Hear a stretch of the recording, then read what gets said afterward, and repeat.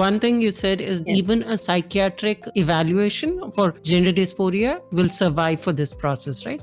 So if you want to know where exactly that's given in the Act, so for example, Section 7 mandates surgery, whereas Rule 2I defines what a medical intervention is. It's Rule 2I which says that even as any gender affirming procedure, which includes even a psychological assessment report from your doctor, is sufficient. But there is a contradiction in the Act itself, and that's problematic. But many people have pushed it, and they have got with HRT certificates and gender dysphoria certificates. So that has been happening. Okay, so they can get their binary gender markers through this. Yes. So I till now told you what happens to get a certificate if it's been approved by the district magistrate. So there is a separate process if this application is being rejected on some grounds. For example, once you file an application, technically within 30 days you have to get the TG card. And then if you don't get it, or if it's being rejected for any kind of administrative reasons, or if you have not submitted your affidavit properly, they should intimate that it's not being done properly, so you have to do it again. So, or if they reject saying that you haven't produced any medical intervention for the first step, that is just getting a TG card in itself, that is a violation under the Act. You can either go for a review before the same district magistrate and say that, listen, this is what the Act says. I have produced the affidavit in accordance with the rules and how it should be done. I put in all my details, but still it's being refused, and I don't think this is right. So you give the card to me again. They will look into it, and if everything is in order,